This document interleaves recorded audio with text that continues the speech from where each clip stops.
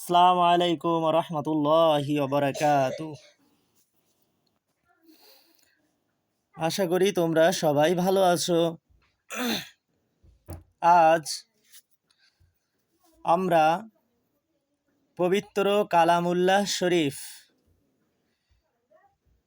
দিনিয়াতের পদ্ধতি অনুযায়ী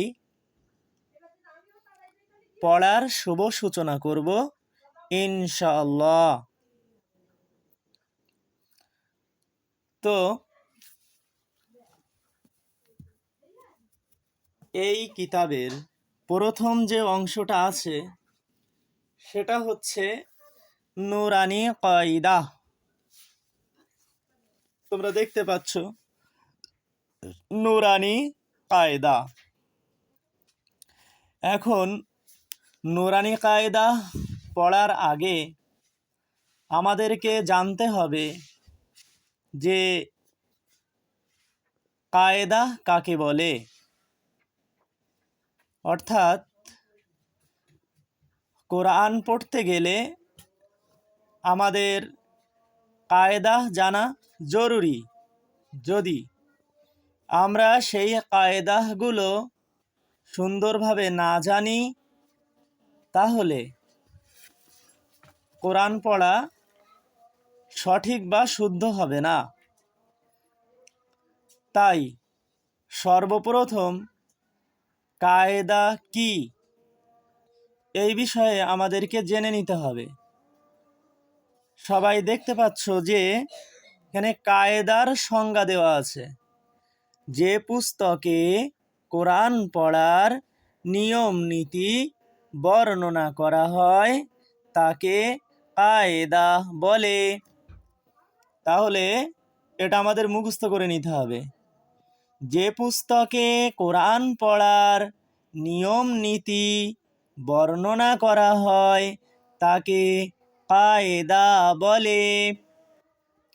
আবার একবার বলি, যে পুস্তকে কোরআন পড়ার নিয়ম নীতি বর্ণনা করা হয় তাকে কায়দা বলে।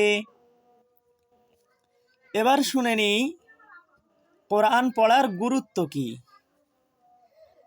দেখো, উৎসাহমূলক কথার মধ্যে লেখা আছে, প্রিয় নবী সাল্লাল্লাহু আলাইহি ওয়াসাল্লাম ইরশাদ করেছেন, তোমাদের মধ্যে সর্বোত্তম ওই ব্যক্তি যে নিজে কোরআন শিক্ষা করে এবং অন্যদেরকে শিক্ষা দেয়।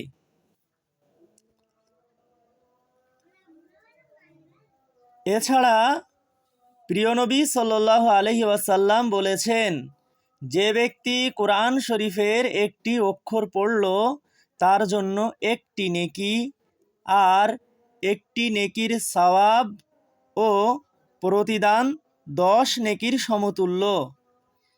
কোরআনে কারিম আল্লাহ তাআলার কিতাব, তা শিক্ষা করা, পাঠ করা এবং তার উপর আমল করা অনেক বড় ইবাদত এবং সওয়াবের কাজ, কল্যাণ ও বরকতের মাধ্যম। এজন্য সকলের উচিত কোরআন শরীফ শেখা, পড়া এবং শুদ্ধ করে পড়ার চেষ্টা করা।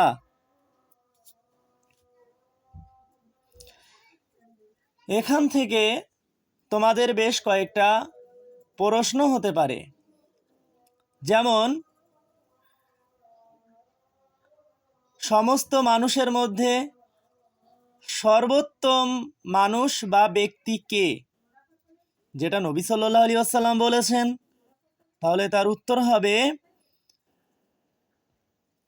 সর্বোত্তম হলো ওই ব্যক্তি যে নিজে কোরআন শিক্ষা করে এবং অন্যদেরকে শিক্ষা দেয়।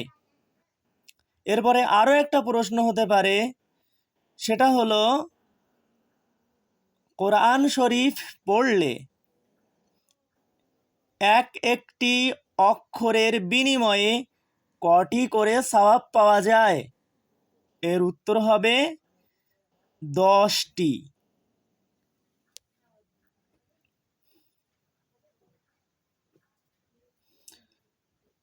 10টি নেকির সমতুল্য সওয়াব পাওয়া যায়। যাই হোক, এগুলো আমাদের মনে রাখার দরকার। পরীক্ষার প্রশ্নে কিন্তু এমন প্রশ্ন আসতে পারে। তাহলে এই অংশ থেকে আমরা 3টে প্রশ্ন জানলাম যে 1. কায়দা কাকে বলে, 2 নাম্বার নবী সাল্লাল্লাহু আলাইহি ওয়াসাল্লাম কাকে সর্বোত্তম ব্যক্তি বলেছেন, 3 নাম্বার কোরআন শরীফের একটি অক্ষর পড়লে কত সওয়াব পাওয়া যায়।